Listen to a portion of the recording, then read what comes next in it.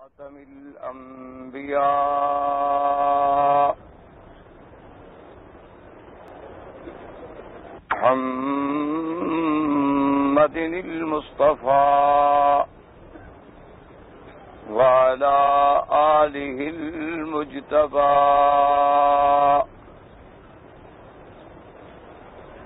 اللهم صل على سيدنا محمد النبي الأمي الهاشمي وعلى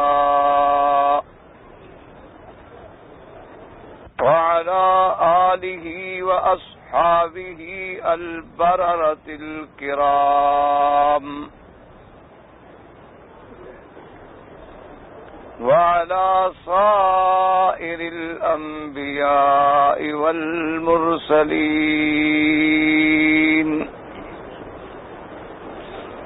والملائكة المقربين.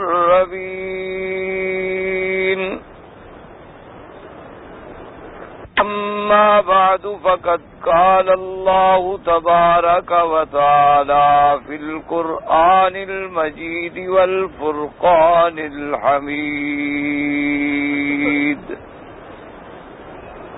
أعوذ بالله من الشيطان الرجيم. بسم الله الرحمن الرحيم. إن أول بيت وضع للناس الذي ببكة مباركا وهدى للعالمين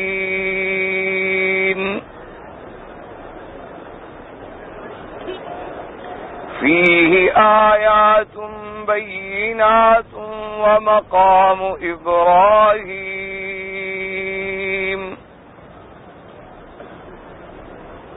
ومن دخله كان آمنا ولله على الناس حج البيت من استطاع إليه سبيلا ومن كفر فإن الله غني عن العالمين. قال النبي صلى الله عليه وسلم: من حج لله فلم يرفث ولم يفسق رجع كيوم ولدته أمه أو كما قال النبي صلى الله عليه وسلم. قال النبي صلى الله عليه وسلم: الحج المبرور ليس له الجزاء إلا الجنة أو كما قال النبي صلى الله عليه وسلم. صدق الله العلي العظيم وصدق رسوله النبي الكريم ونحن على ذلك لمن الشاهدين ومن الشاكرين والحمد لله رب العالمين. رب اشرح لي صدري ويسر لي أمري واحلل عقدة من لساني يفقهوا قولي. سبحانك لا علم لنا إلا ما علمتنا إنك أنت العليم الحكيم. برادران اسلام، واجب الاحترام بزرگوں، بھائیوں، دوستوں، الحمدللہ آج موسم حج کے مطابق تقریر کا پہلا دن ہے. تمام حضرات سے گزارش ہے کہ دعا فرمائیں اللہ تبارک و تعالی اس عاجز کو صحت عافیت کاملہ دائمہ اور حق بات بیان کرنے کی توفیق عطا فرمائیں. اللہ تبارک و تعالی مجھے سمجھانے کی، آپ کو سمجھنے کی، اور اس کے بعد ہم سب کو مل کر حق پر چلنے کی توفیق عطا فرمائیں. پروردگار عالم تمام آنے والوں کی حاضری، حج، عبادت، زیارت منظور و مقبول فرمائیں. آج الحمدللہ چونکہ پہلا دن ہے، اس لیے میں نے ابتدا بھی اس بات سے کی ہے کہ اللہ کا یہ کعبہ جو اللہ نے ہمیں دیکھنا، اس میں نماز پڑھنا، اس میں حاضری دینے کی سعادت بخشی ہے، اس کے بارے میں کچھ باتیں آپ کی خدمت میں عرض کروں، اور آپ دعا فرمائیں کہ اللہ تبارک و تعالی ہمیں اس گھر کی زیادہ سے زیادہ عزت، عظمت، حرمت کرنے کی توفیق عطا فرمائیں. سب سے پہلی بات یاد رکھیں کہ یہ کعبہ شریف جو ہے یہ سب سے اول بھی ہے. ایک بات یاد رکھنا، سب سے اول بھی ہے اور سب کی اصل بھی ہے اور مرکز بھی ہے اور سب کا وسط بھی ہے. یہ چار باتیں یاد رکھنا کہ کعبہ شریف سب سے کیا ہے، سب سے اول کیا ہے، کعبہ، اور سب کی اصل کیا ہے، کعبہ، اور مرکز کیا ہے، کعبہ، اور وسط کیا ہے، کعبہ. یہ چار چیزوں کو ذرا نظر میں رکھیں، اور ان چار چیزوں میں سے بعض تو اللہ کے قرآن میں بھی ثابت ہیں اور بعض چیزوں کا ذکر قرآن پاک میں نہیں آیا، لیکن آثار صحابہ رضوان اللہ علیہم اجمعین کے اندر موجود ہیں. اور ایسی باتیں صحابی خود نہیں کرتے جب تک کہ انہیں سمجھائے نہ، پڑھائے نہ حضرت محمد الرسول اللہ صلی اللہ علیہ وآلہ آلہ وسلم تسلیما کثیرا کثیرا. تو سب سے اول گھر کیا ہے، کعبہ. اب اس مسئلے کو سمجھیں کہ سب سے پہلے میرے اللہ نے پانی پیدا کیا. اب پانی جو تھا جناب، پھر اس میں اللہ کے حکم سے پانی میں موج اٹھی. موج اٹھنے سے اس میں گاڑا پن پیدا ہوا. آپ دیکھیں نا جی، پانی کو مثلا پانی کو جب بار بار موج آئے گی تو اس میں گاڑا پن پیدا ہوا. پھر اس کے اوپر جھاگ بنی، جیسے آپ دیکھتے ہیں دریائی جھاگ، دیکھا پتھر کی طرح سخت ہو جاتی ہے. تو اس سے جس جگہ یہ کعبہ ہے، سب سے پہلی جو اس گاڑے پن کی جاگ بن کے جمی اور اینٹ بنی، پہلی وہ یہی کعبے والی جگہ پہ بنی. جب پانی تھا اس وقت بھی یہ جیسے پانی کے اوپر بلبلا ہوتے ہیں، بلبلے دیکھیں نا آپ، پانی ہو نا اوپر بلبلا آ جاتا ہے، تو یہ جگہ جہاں کعبہ شریف ہے اسی جگہ ایسے بلبلا موجود تھا. اور اس کے بعد اسی جگہ وہ پہلی اینٹ بنی، اسی سے پھر زمین کو بچھایا گیا، اور یہی وہ پہلا ٹکڑا ہے جب اللہ نے زمینوں کو حکم دیا اپنی اطاعت کا، تو یہ سب سے پہلے بولی کہ میں اللہ حاضر ہوں. تو سب سے پہلی بنیاد زمین کی کہاں سے پڑی؟ اللہ کے کعبے سے.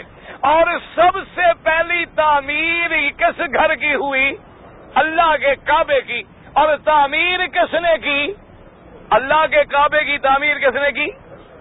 اللہ کے کعبے کی تعمیر کی ملائکہ نے، آسمانوں کے فرشتوں نے. اور تعمیر بھی کیسے کی؟ حدیث میں موجود ہے، اللہ نے حکم دیا کہ اس کی جڑیں جو ہیں وہ تحت الثری تک لے جاؤ، ساتویں زمین کے نیچے تک. آسمان کتنے ہیں؟ 7. زمینیں کتنی ہیں؟ 7. تو حکم کیا ملا کہ ان کو کہاں تک لے جاؤ؟ 7ویں زمین کے بھی نیچے تک لے جاؤ. یہ تو تھا بنیاد. اور اوپر پھر فرمایا ہر آسمان میں اسی کے اوپر ایک کعبہ بناؤ. ہر آسمان میں. اور 7ویں آسمان میں جو بنا اس کا نام ہے بیت المعمور. اور وہ بیت المعمور عین اسی کعبے کے اوپر ہے. تو اب اس کعبے کا حکم کیا ہے؟ یعنی 7 زمینیں نیچے بھی چلے جائیں تب بھی یہی کعبہ، آسمانوں میں چلے جائیں تب بھی یہی کعبہ. ورنہ اگر ہم آسمان میں جا کے نماز پڑھیں تو الٹا نہیں لٹکیں گے، کیونکہ اسی کعبے کا حکم ادھر عرش تک ہے اور نیچے تحت ثری تک. سمجھ آ رہی ہے میری بات؟ تو یہ کعبۃ اللہ جو ہے سب سے پہلی تعمیر، سب سے اول. اور دوسرا لفظ میں نے کیا کہا تھا؟ ایک میں نے کہا تھا اول بھی کعبہ ہے، اور دوسرا کیا کہا تھا؟ اصل بھی کعبہ ہے. اب سمجھیں جناب اول کو. اللہم صلی علی. پڑھ لے کوئی حرج نہیں، کچھ نہیں ہوتا، کوئی نہیں روکے گا، فکر نہ کریں، ڈریشن ہے کوئی. خیر ایسی بات نہیں ہے. اور جنہوں نے درود شریف پڑھا ہے بیٹھ جائیں آرام سے. جنہوں نے درود شریف پڑھا ہو، جنہوں نے نہیں پڑھا وہ کھڑے رہیں تاکہ ہمیں اندازہ تو ہو کون درود نہیں پڑھتا حضور کا. بھئی ہمیں بھی تو پتہ لگے نا کہ کوئی ایسا بندہ بھی ہے دنیا میں جو حضور کا درود نہ پڑھتا ہو. جس نے درود شریف پڑھا ہو آرام سے بیٹھ. اب اللہ تبارک و تعالی ان اول بیت وضع للناس للذی ببکۃ مبارکا للذی ببکۃ مبارکا وہدی للعالمین. اللہ نے فرمایا تحقیق انما نہ تحقیق پکی بات ہے اول بیت وہ پہلا گھر اول بیت وضع للناس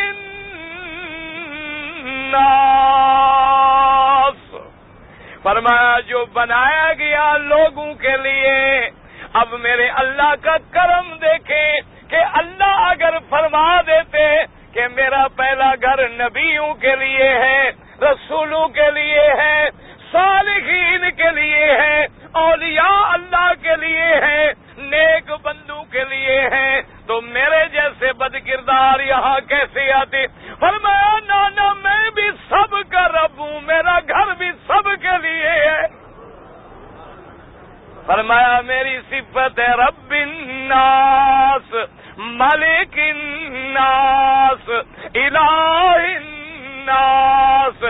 مالک الناس بھی میں، الہ الناس بھی میں، رب الناس بھی میں. اور میں نے جب اپنا گھر بنایا تو وہ بھی میں نے کسی مخصوص طبقے کے لیے نہیں بنایا، کسی مخصوص قوم کے لیے نہیں بنایا، عربوں کے لیے نہیں بنایا، گورے کے لیے نہیں بنایا، کسی قریشی ہاشمی کے لیے نہیں بنایا. فرمایا وضع للناس گھر بنایا سب لوگوں کے لیے. سب کے لیے بنا تو ہم بھی آ گئے. اگر سب کے لیے نہ ہوتا تو ہم کیسے آتے؟ اور میرا اللہ آپ کا وہ گھر کہاں بنا ہے؟ وضع للناس للذی ببکۃ. فرمایا جو بکے میں ہے، بکہ کہو مرضی، مکہ کہو مرضی، اس کا نام مکہ بھی ہے، اس کا نام بکہ بھی ہے. اور بکہ کیوں کہتی ہیں؟ علماء نے لکھا تبکو بہا آناک الجبابرہ. اللہ نے فرمایا میں ایسا گھر بناؤں گا کہ بڑے بڑے جباروں کی گردنیں بھی ٹوٹ جائیں گی. بڑے سے بڑا جبار، بڑے سے بڑا اکڑ خان، بڑے سے بڑا متکبر کیوں نہ آئے، میرا گھر ایسا ہے کہ یہاں سب کی گردنیں جھک جائیں گی، ٹوٹ جائیں گی. فرمایا للذی ببکۃ مبارکا مبارکا وہدی للعالمین. اللہ تبارک و تعالیٰ سے اب جناب فرماتے ہیں اول بیت اول بیت، علماء نے لکھا پہلے ملائکہ نے بنایا، اور بعض روایتوں میں آتا ہے کہ انہوں نے مٹی سے نہیں بنایا، پتھروں سے نہیں بنایا، انہوں نے گارے سے نہیں بنایا، بلکہ انہوں نے سرخ یاقوت کا پتھر جو تم انگوٹھیوں میں پہنتے ہو اس پتھر سے بنایا گیا، بنیادیں تحت سرا تک ڈالی گئیں اور اونچے کہاں تک لے گئے؟ فرمایا عرش معلی تک پہنچا دیا اللہ نے اپنے گھر کو۔ 7ویں آسمان پہ بیت المعمور ہے۔ علماء نے لکھا کہ جیسے ایک تار آپ لے لیں، اس میں اگر آپ کوئی گول لٹو باندھ دیں اور ان کو لٹکا دیں، ایک کے اوپر دوسرا آئے گا۔ اگر 7ویں آسمان سے کوئی پتھر گرایا جائے یا اللہ اپنے حکم سے اس کعبے کو نیچے اتارے، حضور نے فرمایا عین وہ کعبہ اسی کعبے کے اوپر آ کے بیٹھے گا، عین اسی کعبے کے اوپر۔ اور جیسے میرے اللہ نے، یاد رکھو، اور خدا کی شان ہے، زمین میں کعبہ پتھروں کا بنا ہوا ہے، پہلے آسمان پہ اور لطیف ہو جائے گا، دوسرے پہ اور ہو جائے گا، تیسرے پہ اور ہو جائے گا، حتیٰ کہ معراج والی رات آمنہ کے لال حبیب کبریا حضرت محمد مصطفیٰ صلی اللہ علیہ وسلم، جب حضور کا نام آئے دروشی پڑھ لیا کریں۔ یہ میں کتنے دفعہ کہوں آپ سے، بہرحال پھر آپ کہیں گے شاید طنز کرتے ہیں، یہ طنز نہیں ہے، یاد رکھیں کہ مسلمان ہو اور میرے مدنی پہ درود نہ بھیجے، اس سے بڑا محروم دنیا میں کوئی نہیں۔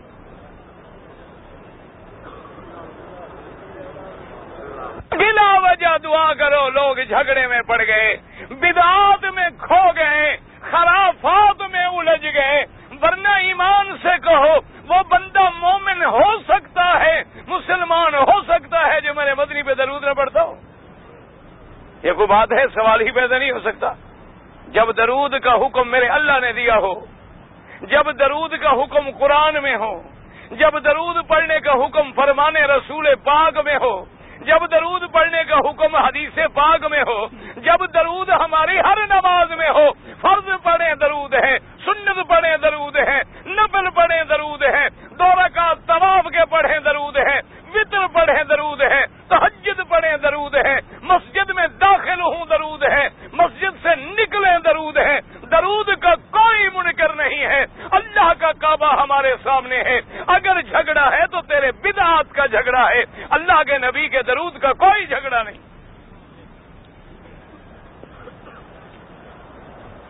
اللہ تبارک و تعالیٰ سے دعا کرو اللہ ہمارے سینوں سے جھگڑے نکال دے۔ اور حاجیوں، اللہ نے آپ کو کعبہ نصیب کیا، سب کہہ دو الحمدللہ۔ الحمدللہ، جتنا شکر کریں گے اتنی رحمت ملے گی، کہہ دو الحمدللہ۔ ایک میرا مسئلہ سیکھ لو، یاد کر لو، انشاءاللہ نہ بھولانا کہ جب تمہیں موقع ملے، دن ہو یا رات ہو، مرد ہے یا عورت ہے، دن ہے رات ہے، جب تمہیں موقع ملے، بالکل علیحدگی میں کسی کو بتانے کی ضرورت نہیں ہے، 2 رکعت نماز پڑھ کے اور اس کے بعد کعبے کے سامنے، ملتزم کے سامنے، مقام ابراہیم کے پیچھے جہاں موقع ملے، دل سے دعا مانگ لے کہ میرا اللہ تو مجھے اپنی رحمت سے اپنے کعبے میں لایا ہے، میرا ایمان ہے کہ یہ مرکز ہدایت ہے، میرا ایمان ہے کہ یہاں ہمارے آقا خاتم الانبیاء پیدا ہوئے ہیں، میرا ایمان ہے کہ یہاں قرآن اترا ہے، میرا ایمان ہے کہ یہاں سے دین اسلام کی دعوت چلی ہے، میرا اللہ مجھے وہی دین جو تیرا نبی لایا صحیح عقیدہ میرے سینے میں ڈال دے۔ یہ دعا مانگ لو، ورنہ مولوی مکی کی تقریریں کیا کریں گے؟ ہمارے دماغوں میں جو 50 سال سے ایک بات رچ گئی ہے، بس گئی ہے، دماغوں میں ڈال دی گئی ہے، اس کا نکلنا کسی مولوی کے ہاتھ میں نہیں ہے، وہ مقلب القلوب کے ہاتھ میں ہے۔ وہ جب راضی ہوگا بدعات اور شرک نکل جائیں گے اور مرکز ہدایت سے ہدایت کے ذخیرے مل جائیں۔ اصل اللہ سے دعا مانگ۔ تو اس لیے اب دیکھیں، ملائکہ نے تعبیر کی معراج والی رات میرے آقا آمنہ کے لال حبیب کبریا حضرت محمد مصطفیٰ صلی اللہ علیہ وسلم، آپ فرماتی ہیں کہ میں 7ویں آسمان پہ ہوں، میں نے وہاں ایک بڑا پیارا گھر دیکھا اور اس گھر کے ساتھ ٹیک لگا کے ایک بزرگ بیٹھے ہوئے تھے، جن کی داڑھی مبارک بھی سینے مبارک تک تھی، اور حضور نے فرمایا اتنے خوبصورت تھے، اتنے جمال والے تھے، اتنے حسن والے تھے۔ پھر حضور نے صحابہ کو سمجھایا کہ ان کی شکل جو ہے وہ میری شکل سے ملتی تھی۔ حضور نے فرمایا ان کی شکل جو ہے وہ میری شکل سے ملتی تھی۔ تو میں نے جبریل سے پوچھا کہ من ھذا، یہ کون ہے؟ حضرت جبریل سے پوچھنے والے کون ہیں؟ محمد رسول اللہ، سب کہتے صلی اللہ علیہ وسلم، صلی اللہ علیہ وسلم۔ حضور نے پوچھا کہ ایک تو سوال پوچھا کہ یہ کون ہے، دوسرا سوال پوچھا کہ یہ مکان کیا ہے جس کے ساتھ پشت لگا کے یہ خوبصورت انسان بیٹھا ہے۔ یہ معراج والی حدیثوں میں بخاری کھول لیں، مسلم کھول لیں، سیاہ ستہ کی کتابیں کھول لیں، انشاءاللہ جو حدیث معراج کی کھولیں گے اس میں یہ قصہ مبارک موجود ہے۔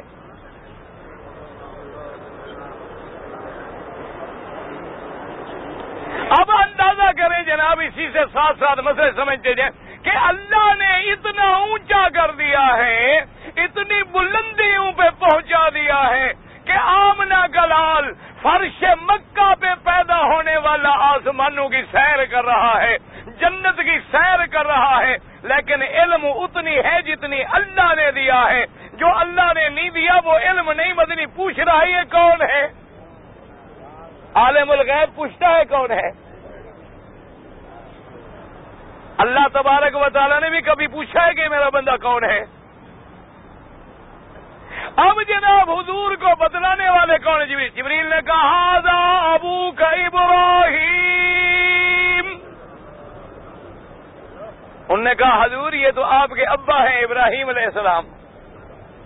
حالانکہ پہلے بیت المقدس میں سارے انبیاء بھی آ چکے ہیں، پھر اپنے اپنے آسمانوں پہ ہیں، لیکن حضور نہیں پہچان پائے۔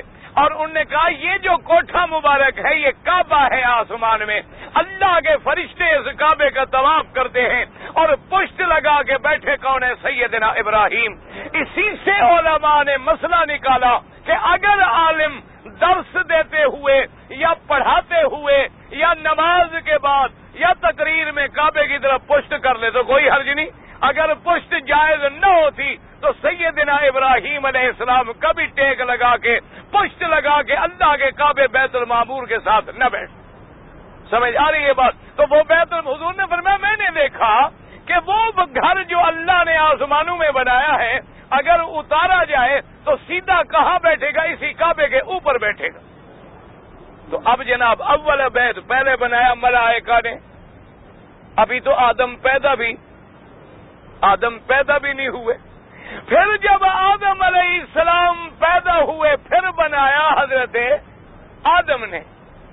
اور اسی لیے بعض روایات میں ملتا ہے کہ آدم نے جب اس کعبے کا طواف کیا تو دل میں خیال آ گیا کہ میں کتنا خوش نصیب ہوں کہ آج اللہ کے کعبے کا طواف کرنے والا پہلا آدمی میں ہوں۔ تو اللہ نے فرمایا جبریل آدم کو ذرا بتلا دو کہ تم تو پیدا بھی نہیں ہوئے تھے اور 70,000 سال پہلے سے طواف کیا ہو رہے ہیں، تم تو ابھی پیدا بھی نہیں ہوئے تھے، تم تو ابھی دنیا میں بھی نہیں آئے، میرا کعبہ تو اس وقت بھی کعبہ تھا۔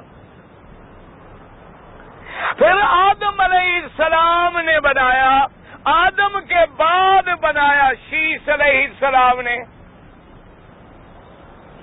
شیس علیہ السلام کے بعد بھی یہ کعبۃ اللہ جو ہے علماء کا اختلاف ہے۔ بعض علماء فرماتے ہیں کہ نوح علیہ السلام کا جب طوفان آیا تو اللہ نے اس کعبے کو اٹھا لیا، اور بعض علماء فرماتے ہیں کہ نہ، جب طوفان آیا تو دیواریں مبارک جو تھیں وہ بہہ گئیں اور آثار جو تھے وہ مٹ گئے، وہاں ایک ٹیلا سا بن گیا، لیکن کعبے کی بنیاد کا کوئی پتہ نہیں چلتا تھا، ورنہ کعبہ تو تھا، اللہ کا کعبہ تو پہلے سے تھا، لیکن اب اس کی بنیادیں چھپ گئی، سیل آتے گئے، بارشیں آتی رہی، طوفان آتے رہے، اور کعبہ شریف کے آثار چھپ گئے۔ اب جناب ان کے بعد امالکہ اور جرہم نے بھی بنایا، اور پھر اللہ نے حکم دیا سیدنا ابراہیم الخلیل کو کہ آپ بھی میرے کعبے کی تعمیر کریں۔ سیدنا ابراہیم علیہ السلام جب آئے، ان کو حکم ملا کہ کعبہ بناؤ۔ انہوں نے کہا اللہ میاں میں تو حاضر ہوں، کعبہ تو بناؤں، لیکن مجھے تو پتہ نہیں کعبہ لمبا کتنا ہے، چوڑا کتنا ہے، طول کیا ہے، عرض کیا ہے، مجھے تو پتہ ہی نہیں ہے۔ تو اب میں کیا کروں، کیسے بناؤں کعبہ، کہاں بناؤں؟ تو اب یاد رکھیں اس میں دو روایتیں آتی ہیں۔ ایک روایت میں یہ ہے اللہ نے فرمایا ابراہیم مت گھبراؤ، ہم ابھی انتظام کرتے ہیں۔ مہربانی جب میں گھونٹ پی لوں تو آپ اتنے میں ایک درود شریف ہو جایا کرے گا۔ اللہ تبارک و تعالی نے ایک ہوا چلائی، اور وہ ہوا اتنی سخت تھی کہ جو وہ ٹیلا بنا ہوا تھا اس کو اڑا کے لے گئی، اور وہ بنیادیں ظاہر ہو گئیں جو حضرت آدم نے رکھی تھیں۔ اور ایک بات، دوسری بات لکھی ہے مفسرین کرام نے جو روایات سے ملتی ہے، اللہ نے فرمایا کہ ابراہیم میرے خلیل، ہم اللہ نے حکم دیا کہ ہم بادل کو بھیجتے ہیں، بادل سایہ کر لے گا، جس جگہ پر سایہ پڑے اتنی ٹکڑا میرے کعبے کا ہے، ادھر ادھر کوئی بادل نہیں، اوپر بادل سایہ کر کے کھڑا ہے۔ وہی ابراہیم علیہ السلام نے، اور جب کھدائی شروع کی تو بنیادیں بھی مل گئیں، اور ان بنیادوں پر کعبے کی تعمیر شروع کی سیدنا ابراہیم علیہ السلام نے۔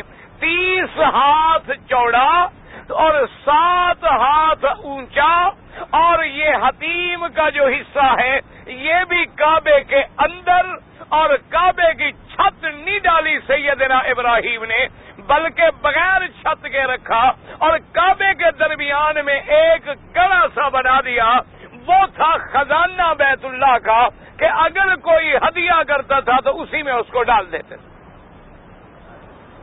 سیدنا ابراہیم علیہ السلام نے بھی اللہ کے کعبے کی تعمیر کی، اور جس تعمیر میں شریک کون ہوئے؟ حضرت اسماعیل، حضرت اسماعیل علیہ السلام، جس کو اللہ نے باقاعدہ قرآن میں بھی لکھا ہے، اللہ نے قرآن میں بھی ذکر فرما دی، وَإِذْ يَرْفَعُ إِبْرَاهِيمُ الْقَوَاعِدَ مِنَ الْبَيْتِ وَإِسْمَاعِيلُ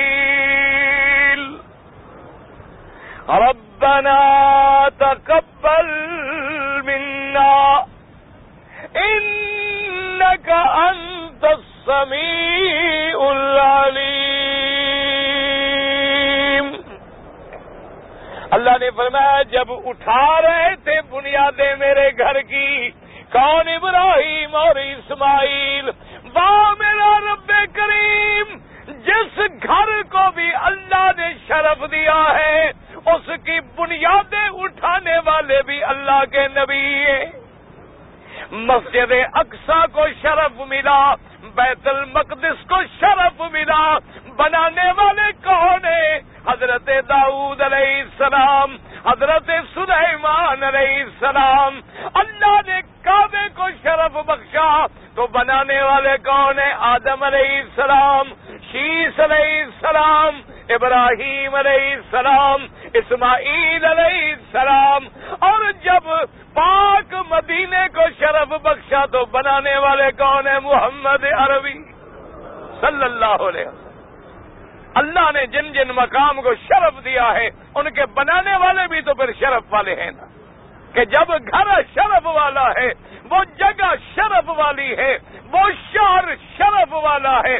اس لیے علماء نے لکھا کہ یہاں اتنی حرمات اکٹھی ہو جاتی ہیں کہ جب حاجی مکے میں آتا ہے غور کرے کہ وہ بلد الحرام میں ہے، اشہر الحرام میں ہے، مسجد الحرام میں ہے، کعبۃ الحرام میں ہے، اور مشعر الحرام میں ہے، اور خود احرام میں ہے۔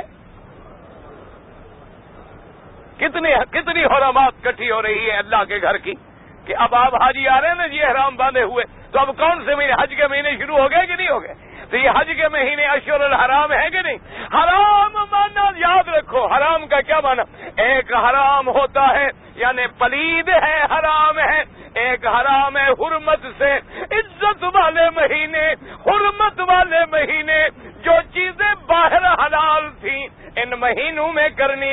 حرام ہے، جو باہر حلال تھی وہ اس شہر میں کرنی حرام ہے، جو باہر حلال تھی وہ مسجد الحرام میں حرام ہے، جو چیزیں ہم پر حلال تھی وہ احرام میں حرام ہو گئی، بیوی حلال تھی احرام میں حرام ہے، حجامت کرانا حلال تھا احرام میں حرام ہو گیا، خوشبو لگانا حلال تھا احرام میں حرام ہو گیا، ناخن کٹانا حلال تھا احرام میں حرام ہو گیا، اب بلد الحرام، مشعر الحرام، اشہر الحرام، مسجد الحرام اور حاجی بھی احرام میں، اور پھر بھی گناہ کرے، پھر بھی نمازیں نہ پڑھے اور پھر بھی داڑیاں مڈوائے تو پھر اللہ کے عذاب سے ڈرے۔ اب روشی پڑھ لیں۔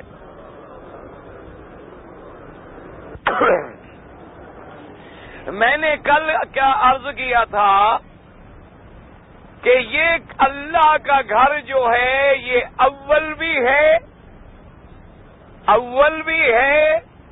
اور سب کی اصل بھی ہے اور ساری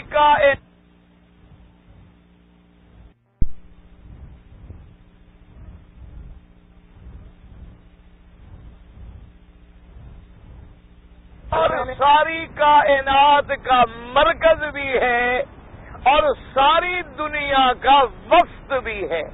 یہ 4 باتیں میں نے عرض کی تھی، یاد ہے؟ اول اس لیے کہ قرآن مقدس نے خود ہی بتلا دیا کہ سب سے پہلا گھر ہے، اول تو واضح ہو گیا، قرآن میں آ گیا، اور مرکز ہدایت بھی اللہ کے قرآن نے خود بتلا دیا، اللہ کے قرآن نے خود بتلا دیا کہ سب سے پہلا گھر بھی میرا ہے اور سب مرکز ہدایت بھی یہ اللہ کا گھر ہے۔ قرآن نے واضح کر دیا کہ ھدی للعالمین، یہ دونوں یعنی جہان کے لیے باعث ہدایت ہے اور مرکز ہدایت ہے۔ 2 باتیں تو واضح ہو گئی۔ اور اصل کیوں ہے کہ اللہ کے تبارک و تعالی نے جب اس کعبہ پاک کے بنانے کا حکم دیا، زمین جب بچھائی گئی تو یوں سمجھے کہ سب سے پہلے جو مٹی کا ٹکڑا وجود میں آیا وہ یہی جگہ تھی، تو سب سے پہلی مٹی کی اینٹ یہاں بنی، یوں سمجھے پھر زمین بچھائی گئی، اور تمام انسانوں کو اللہ نے پیدا کیا آدم سے، اور آدم علیہ السلام کو پیدا کس سے کیا؟ آدم علیہ السلام کس سے پیدا ہوئے ہیں؟ مٹی سے۔ آدم کا اصل کیا ہے؟ مٹی ہے، یہ قرآن پاک میں باقاعدہ موجود ہے۔ اس لیے حدیث میں بھی آتا ہے کہ ایک دفعہ میرے آقا کی خدمت میں، سرکار مدینہ کی خدمت میں، نصرانی یعنی عیسائی، نصرانی جو سمجھ لیں آپ، ان کا ایک وفد آیا مدینہ منورہ میں، اور کافی ان کے بڑے بڑے پادری، بڑے بڑے پنڈت، بڑے بڑے ان کے رہبان، راہب آئے، ان سب کا بڑا جو تھا اس کا نام عبد المسیح تھا، حضور کی خدمت میں آ گئے، تو انہوں نے آگے عرض کیا کہ یا رسول اللہ صلی اللہ علیہ وسلم، ہم اپنی قوم کے بڑے علماء ہیں، ہم چاہتے ہیں کہ بات بڑھے نہ، جھگڑا نہ ہو، آپس میں بیٹھ کے افہام تفہیم سے مسئلے کو سمجھ لیں، سمجھا لیں۔ حضور نے فرمایا ٹھیک ہے۔ انہوں نے کہا کہ حضور ہمیں یہ بتائیں کہ آپ عیسیٰ علیہ السلام کو مانتے ہیں؟ حضور نے فرمایا بالکل مانتے ہیں، ہمارا تو ایمان ہے نا، عیسیٰ علیہ السلام پر بھی ہمارا ایمان ہے۔ انہوں نے کہا جی آپ یہ مانتے ہیں کہ عیسیٰ علیہ السلام جو ہیں بغیر باپ کے پیدا ہوئے؟ حضور نے فرمایا بالکل مانتے ہیں کہ عیسیٰ علیہ السلام جو ہے وہ بغیر باپ کے پیدا ہوئے۔ انہوں نے کہا جی پھر پوری دنیا میں، پوری کائنات میں ہمیں کوئی ایک بیٹا بتلائیں جو بغیر باپ کے پیدا ہوا ہو، ما سوا عیسیٰ علیہ السلام کے۔ تو اگر کوئی آدمی اور ایسا نہیں ملتا تو پھر ہماری بات درست ہے کہ وہ اللہ کا بیٹا ہے، یا تو کوئی اور بھی ہونا جو بغیر باپ کے پیدا ہوا ہو۔ جب بغیر باپ کے بچہ پیدا نہیں ہوتا، صرف عیسیٰ علیہ السلام ہے، تو پھر ہمارا دعویٰ ٹھیک ہے کہ عیسیٰ علیہ السلام جو ہے وہ اللہ کے بیٹے ہیں، یہ انہوں نے اعتراض کیا کن کی خدمت میں؟ ہمارے آقا کی خدمت میں، سرکار حرم، سرکار مدینہ، سرکار عرب و عجم، سرکار عالم کی خدمت میں یہ اعتراض کیا۔ حضور صلی اللہ علیہ وسلم نے جب اعتراض سنا، آپ نے جواب دینے کا ارادہ فرمایا، اللہ نے آسمانوں سے وحی نازل فرمایا۔ اللہ نے حکم دیا کہ جبریل میرے مدنی پاک کو جا کے بتلائیں کہ یہ سوال جواب میری توحید کے بارے میں ہے، زبان تو میرا مدنی تیری ہوگی لیکن بات میری ہوگی۔ اور میں ان مثل عیسیٰ عند اللہ کمثل آدم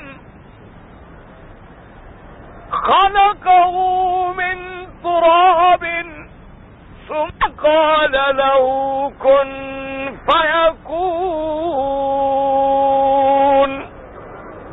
اللہ نے فرمایا میرے مدنی صلی اللہ علیہ وسلم ان کو جواب دے کہ تحقیق ان مثل عیسیٰ عند اللہ کمثل آدم، کہ اے جاہلو اگر بغیر باپ کے کوئی پیدا ہو کے خدا کا بیٹا بن سکتا ہے تو آدم بھی تو بغیر باپ بغیر ماں کے پیدا ہوا ہے، وہاں تو باپ بھی کوئی نہیں، ماں بھی کوئی نہیں۔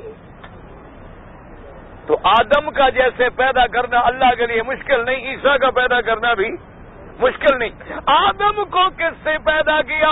خلقہ من تراب، اللہ نے فرمایا ہم نے پیدا کیا آدم کو تراب۔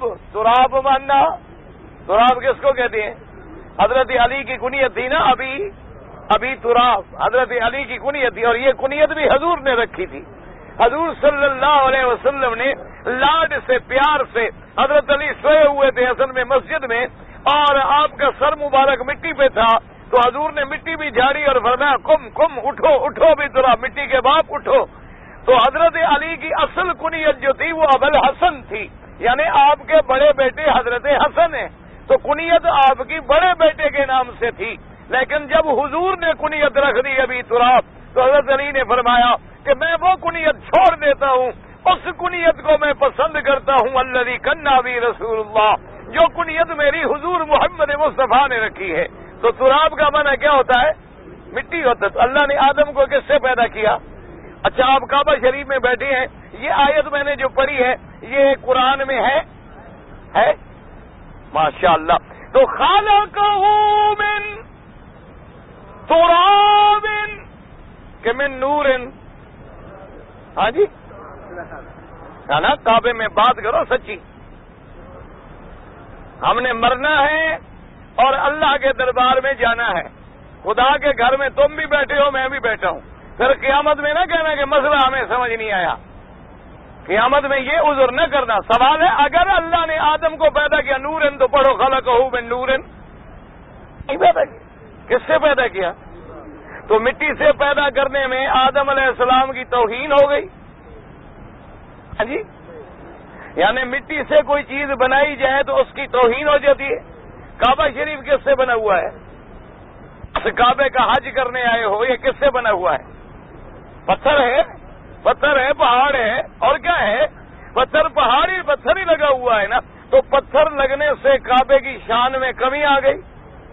جس حجر اسود کو تم چوم رہے ہو یہ کیا ہے؟ نور ہے کہ پتھر ہے؟ تو اس کے چومنے میں یا پتھر ہونے میں حجر اسود کے شان میں کوئی کمی آ گئی؟ اچھا اگر ابا مٹی سے ہو تو بیٹے ثم قال له کن فیکون، میرے عزیز شان تو یہ ہے کہ پیدا مٹی سے کرے لیکن نور والے بھی سجدہ کریں۔ شان تو تب بنتی ہے کہ پیدا اللہ مٹی سے کرے، مٹی کا مادہ کثیف ہے، مٹی کے اندر غلظت ہے، مٹی کے اندر ثقل ہے، نور میں لطافت ہے، لیکن اللہ نور والوں کو حکم دے وَإِذْ قُلْنَا لِلْمَلَائِكَةِ اسْجُدُوا لِآدَمَ۔ شان تو تب بنے گی کہ پیدا مٹی سے ہو، سیر آسمان آسمانوں کی کرے، پیدا مٹی پہ ہو اور نور والے ہاتھ باندھ کے آگے کھڑے ہوں، پیدا مٹی سے ہو اور جبریل پاؤں پکڑ کے جگا رہا ہو، پیدا مٹی سے ہو اور نورانی براق کے اوپر بیٹھا ہو، پیدا اللہ تبارک و تعالی آدم کی اولاد سے کرے اور سارے فرشتے استقبال کے لیے کھڑے ہوں، اور اللہ فرمائے انی اعلم ما لا تعلمون۔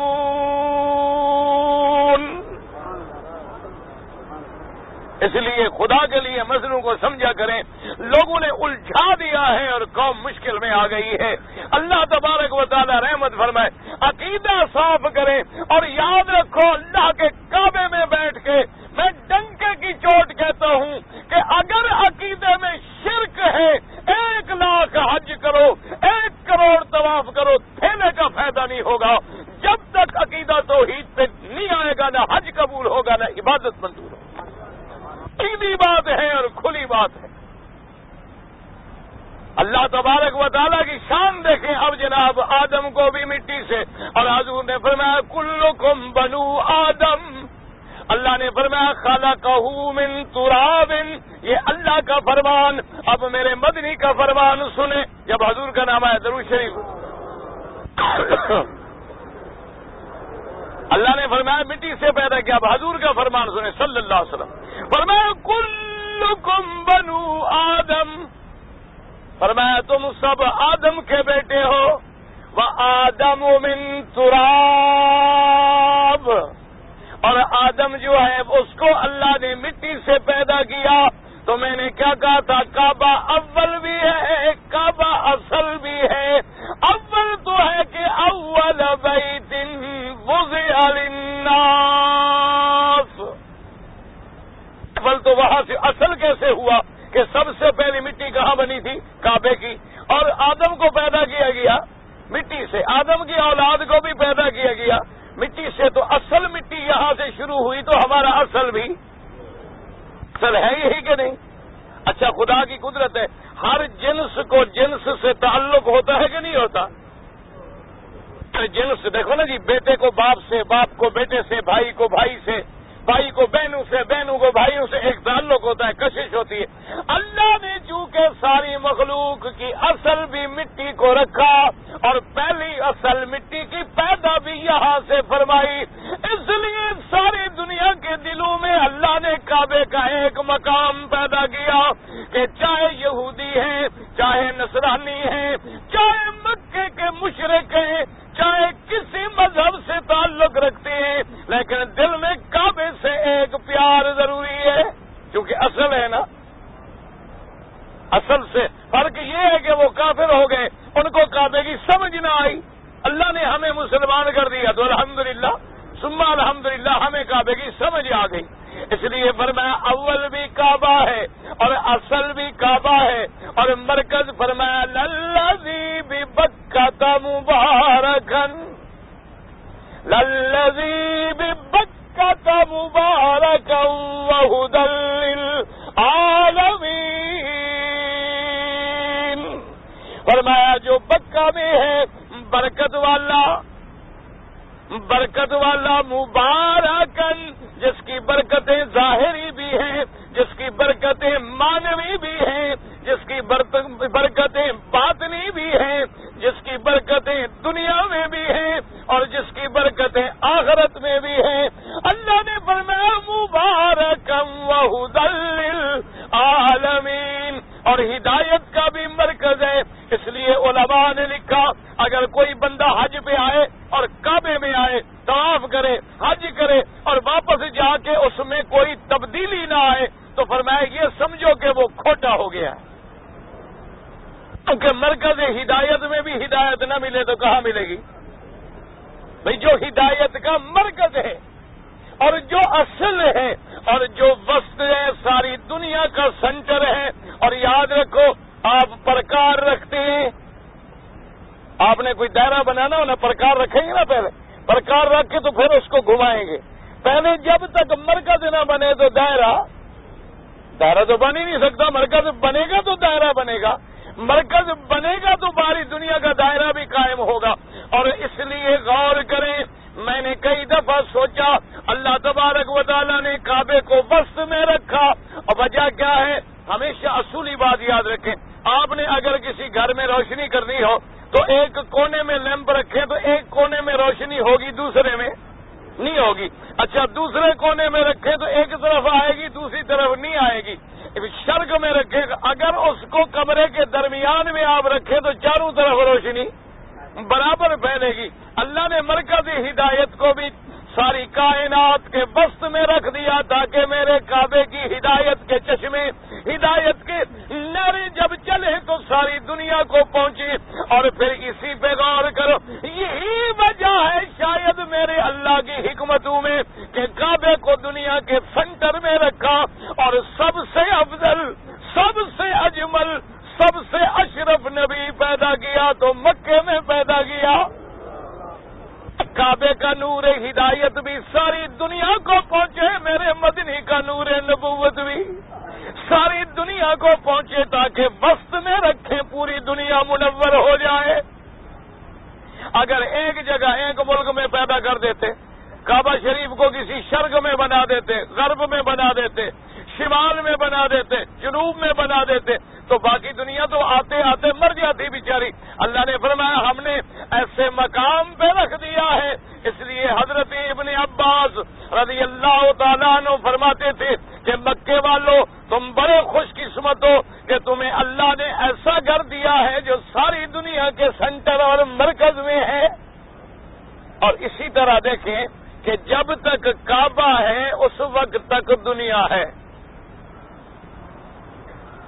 اور جب کعبہ نہیں ہوگا تو پھر دنیا بھی نہیں ہوگی. کعبے سے مراد یہ نہیں ہوتا، کعبہ تو صرف دیواروں کا نام نہیں ہے نا، کعبہ تو 7 زمینیں نیچے بھی کعبہ ہے، اور 7 آسمانوں تک اوپر بھی کعبہ ہے. 7 آسمان پر وہ بیت المعمور ہے، اور اس کعبے کا روایات میں آتا ہے کہ 70,000 فرشتہ روزانہ طواف کرتا ہے، اور جو ایک دفعہ طواف کرے اس کو پھر نمبر ہی نہیں ملتا. اور تم کتنی خوش قسمت ہو کہ اللہ بار بار طواف نصیب کرتا ہے. اچھا اس پہ بھی آپ نے کبھی غور کیا؟ غور کریں کعبہ شریف میں کہ ہر کام میرے مدنی پاک کو دائیں طرف کرنا پسند تھا. حضور جب کھانا کھاتے تو کس ہاتھ سے؟ دائیں سے. پانی پیتے تو کس ہاتھ سے؟ دائیں سے. کنگھی فرماتے تو کس جانب؟ دائیں جانب. جوتا مبارک پہنتے تو کس پاؤں میں؟ دائیں پاؤں میں. مسجد میں داخل ہوتے تو پہلے کون سا پاؤں رکھتے؟ دایاں رکھتے. سرما پہنتے تو پہلے کس آنکھ میں پہنتے؟ دائیں میں. یعنی ہر کام حضور کو دائیں میں پسند تھا. لیکن اللہ کی شان دیکھیں کہ کعبے کا طواف ہم دائیں نہیں کرتے بلکہ یوں کرتے ہیں، اور کعبہ ہمارے بائیں ہوتا ہے. طواف کرتے ہو تو کعبہ شریف تمہارے کس ہاتھ پہ ہوتا ہے؟ اچھا اصل میں طواف میں تو چکر ہی تھے نا. اگر ہم یوں چکر مارتے چکر تو پھر بھی پورے ہو جاتے، 7 چکر ہی لگانے تھے نا کعبے میں. اور اگر ہم یوں شروع کرتے کہ کعبہ ہمارے داہنے ہاتھ پہ ہوتا تب بھی تو 7 چکر ہو سکتے تھے. لیکن اتنی بڑی شان والا گھر ہے، اتنی بڑی عظمت والا گھر ہے، اتنے بڑے مرتبے والا گھر ہے، لیکن طواف یوں ہوتا ہے، یوں نہیں ہوتا. کعبہ ہمارے بائیں ہاتھ پہ رہتا ہے، دائیں ہاتھ پہ نہیں رہتا. علماء نے لکھا اصل حکمت تو اللہ کو معلوم ہے. انہوں نے فرمایا کیونکہ یہ بندے کا اصل ہے، اور یہ اول ہے، اور یہ مرکز ہے، اور یہ وسط ہے، اس لیے اللہ نے حکم دیا کہ طواف میرا مدنی یوں کرو تاکہ بندے کا دل میرے کعبے کے قریب رہے، دل دور نہ رہے، اور اس کا کنیکشن دلوں کو جوڑتا رہے. لوہے کو مغناطیس پکڑتا ہے، دلوں کو پکڑنے والا کعبہ ہے. اب جب ادھر چلیں گے تو دل کس طرف ہوگا؟ کعبے کے قریب ہوگا، دور ہوگا؟ اگر یوں ہوتے تو دور ہوتا نا. تو اللہ تبارک و تعالی نے چونکہ ایک تعلق ہمارا جوڑ دیا ہے کہ حتیٰ کہ میرے آقا خاتم الانبیاء، جب نام لوں تو میں نے کئی دفعہ عرض کیا ہے کہ درود پڑھے. اچھا مہربانی کرے جن نے درود پڑھا ہے بیٹھ جائیں. کیوں ہوا روک رہے ہو باقی حاجیوں کو؟ جرم کیا بیچارے جو اندر بیٹھے ہیں؟ ہاں بیٹھ جائیں آرام سے. آپ دیوار بن کے کھڑے ہو جائیں گے تو ہوا جو پہلے آتا ہے بیچارہ چھٹی بھی اسی کو نہیں ملتی، یعنی وہی اب دیکھو ہوا لگ رہی ہے نہیں لگ رہی، آگے ہوا کہ نہیں آئی؟ تو آپ کے بھائیوں نے روکی ہوئی تھی، مولوی مکی نے نہیں روکی، ہاں فتوا ہم پر لگتا ہے نا بڑا جلدی، مولویوں پر سبحان اللہ۔ یعنی مقصد یہ ہے، میں حیران ہوں کہ صرف داڑھی رکھ لو نا جی، اللہ کی شان ہے، پر جو غلطی کرو داڑھی والے کو لوگ بڑا پکڑتے ہیں، اور داڑھی مڈا ڈالو تو پھر لائسنس سے جو مرضی آئے کرتے پھر۔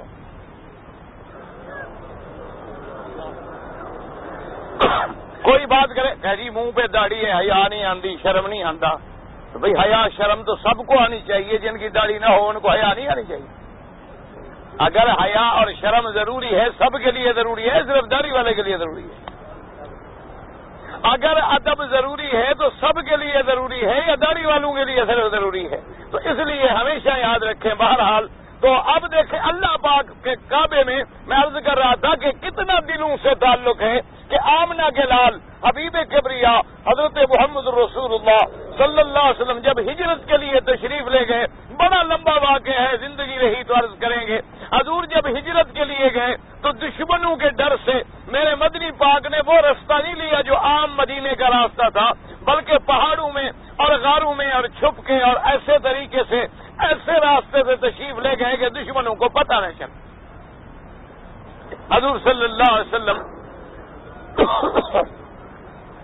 اسی لیے تو غار ثور میں آپ 3 دن چھپے، اس کے بعد آپ نے سفر کیا، حضرت صدیق ساتھ ہیں، آپ ساتھ ہیں، راستے دکھانے والا ساتھ ہے۔ حدیث میں آتا ہے کہ جب حضور سفر کرتے کرتے کرتے کرتے کرتے رابق کے قریب یا رابق سے کچھ پہلے، اب جب آپ مکے مدینے کا سفر کرتے ہیں نا، راستے میں ایک منزل آتی ہے جس کا نام رابق ہے، اسی طرح اور منزلیں آتی ہیں اور سفر کے مقام آتے ہیں، تو رابق سے پہلے وہ راستہ جو تھا اس راستے سے جا ملا جو سیدھا مکے سے مدینے جانے والا راستہ تھا۔ حضور اونٹنی پہ سوار تھے، جب اس راستے پہ آئے تو اونٹنی پہ بیٹھے بیٹھے فبکا رسول اللہ، حضور پاک رونے لگے، حضور صلی اللہ علیہ وسلم رونے لگے۔ اب حضور کے آنسو جب بہے تو سیدنا صدیق کیسے برداشت کریں؟ حضرت ابی بکر رضی اللہ تعالیٰ نے عرض کیا کہ یا رسول اللہ کیا بات ہے کہ آپ رو رہے ہیں؟ آپ نے فرمایا ابو بکر جب میں نے سڑک دیکھی تو مجھے مکہ یاد آ گیا، جب میں نے سڑک دیکھی ہے مکہ یاد آ گیا، میں کعبے کے فراق میں آنسو بہا رہا ہوں۔ تو کعبے کی شان دیکھیں، دلوں سے تعلق دیکھیں کہ خاتم الانبیاء ہیں، حبیب کبریا ہیں، حضرت محمد مصطفیٰ ہیں، لیکن کعبے کی فراق میں رو رہے ہیں۔ اور اسی طرح حدیث میں آتا ہے کہ حضور اسی حرم میں اونچی جگہ پہ کھڑے ہوئے کعبے کی طرف انگلی سے اشارہ کیا اور فرمایا واللہ انک لخیر ارض اللہ۔ حضور نے قسم کھائی، حضور کی بات تو ویسے بھی زبان مبارک سے نکلے تو سچ، لیکن جب حضور قسم کھا فرمایا واللہ انک لخیر ارض اللہ، مجھے اللہ کی قسم ہے اے کعبہ ساری دنیا کی زمین میں سب سے بہتر، سب سے اشرف، سب سے اعلیٰ، سب سے خیر تو ہے۔ اور فرمایا کہ ماں خرج تو، میں تجھے چھوڑ کے کبھی نہ جاتا، اگر مجھے میری قوم ہجرت پہ مجبور نہ کر دیتی میں ساری زندگی تجھے نہ چھوڑتا۔ تو اللہ نے کعبے کا ایک تعلق جوڑا ہے، کیونکہ کعبہ سب کی اصل ہے اور کعبہ ہی سب سے اول ہے اور کعبہ ہی سب کا مرکز ہے اور کعبہ ہی سب کا اوسط ہے۔ اس لیے اللہ نے اب دیکھیں کعبہ بھی اوسط اور امت محمد مصطفیٰ بھی امت وسط، اور سب سے افضل اور اشرف نبی پیغمبر آقا ہمارے سرکار مدینہ بھی پیدا ہوئے، ان کا مقام ولادت، ان کا مقام پیدائش بھی کیا ہے؟ مکہ مکرمہ ہے، تاکہ یہ نور نبوت جو ہے، نور ہدایت جو ہے، نور قرآن جو ہے، نور وحی جو ہے وہ پوری دنیا میں پھیلے تو برابر پھیلے۔ اسی لیے علماء نے ایک بڑا عجیب نکتہ لکھا ہے، اللہ تبارک و تعالی آپ کو بھی اور مجھے بھی اور سب کو سمجھنے کی توفیق دے۔ میں نے عرض کیا تھا نا کہ جب تک مرکز نہ ہو دائرہ، نہیں بچتا. ٹھیک ہے. اچھا اب آپ دیکھیں جناب خدا کی شان دیکھیں, سب سے پہلے اللہ نے کس کو پیدا کیا؟ حضرت آدم کو. ٹھیک ہے. سب سے پہلے بشر کس کو پیدا کیا گیا؟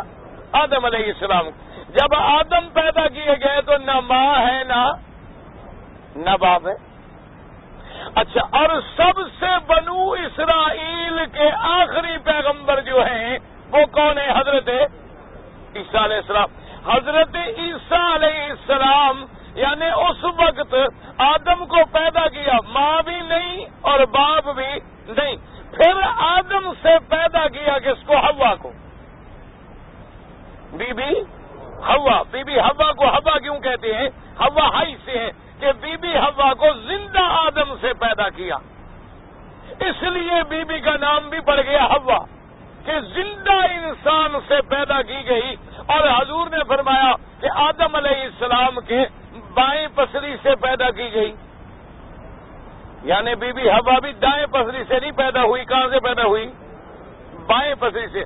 کیونکہ خدا کی قدرت ہے کہ عورت اور مرد کا اللہ نے ایک تعلق جوڑنا تھا, تو دل بھی بائیں طرف اور پیدائش بھی بی بی حوا کی بائیں طرف, جیسے طواف میں اللہ کا کعبہ بھی. نہیں سمجھ آ رہی بات؟ یعنی اللہ تبارک و تعالیٰ چاہتے تو آدم علیہ السلام کی دائیں پسری سے بھی تو پیدا فرما سکتے تھے نا. اللہ کے لیے کوئی مشکل ہے؟ وہاں تو اتنا فرمانا تھا نا, کن ہو جا بس ہو گیا. بات تو صرف اتنی تھی. لیکن اللہ نے چونکہ مرد اور عورت کا ایک سلسلہ ایسا رکھا ہے کہ لیسکن الیہا, اللہ نے فرمایا تاکہ آدم کو سکون ملے, اطمینان ملے, طمانینت ملے.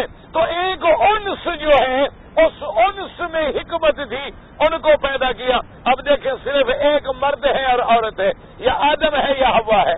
ٹھیک ہے. اچھا, جب عیسیٰ علیہ السلام پیدا ہوئے تو بی بی مریم ہے اور حضرت عیسیٰ ہے. یہاں بھی ایک مرد اور ایک عورت. خلافت شروع ہو رہی ہے آدم سے, وہاں بھی صرف ایک مرد اور ایک عورت. اور جناب بنو اسرائیل کی نبوت ختم ہو رہی ہے حضرت اس کو ذرا توجہ کریں گے تو بات سمجھ آئے گی, توجہ نہیں کریں گے تو بات ادھر سے آئی ادھر سے نکل جائے گی انشاءاللہ. آپ ذرا توجہ کریں گے انشاءاللہ تو بات جو ہے سمجھ آ جائے گی انشاءاللہ.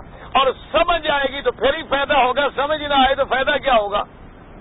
ایسا نہ ہونا. وہ مثال مشہور ہے, ایک طالب العلم کو کسی استاد نے یوسف زلیخا قصہ مشہور ہے نا, زلیخا کتاب بھی فارسی میں لکھی ہوئی ہے, اور حالانکہ یہ بھی کوئی پتہ نہیں کسی کو بھی زلیخا نام بھی صحیح تھا یا نہیں تھا, ویسے بہرحال مشہور یہی ہے. حالانکہ حقیقت کا پتہ اللہ کو ہے, ضروری نہیں ہے کہ بھئی اس بی بی کا نام زلیخا تھا. راحیل بھی نام آیا ہے, زلیخا بھی نام آیا ہے, اور اللہ نے تو قرآن میں نام لیا ہی نہیں. اللہ نے تو قرآن میں کہا امراۃ العزیز, عزیز کی بیوی. پتہ نہیں کیا نام تھا کیا نہیں تھا. بہرحال زلیخا کسی روایت سے انہوں نے ڈھونڈ نکالا. ہمارے مولوی بہت تیز ہیں, بہرحال کوئی نہ کوئی نام ڈھونڈ لیتے ہیں.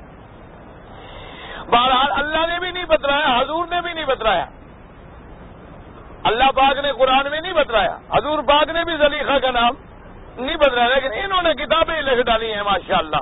حالانکہ اسرائیلی روایت ہے پرانی کتابوں کی جس کا کوئی اعتبار ہی نہیں.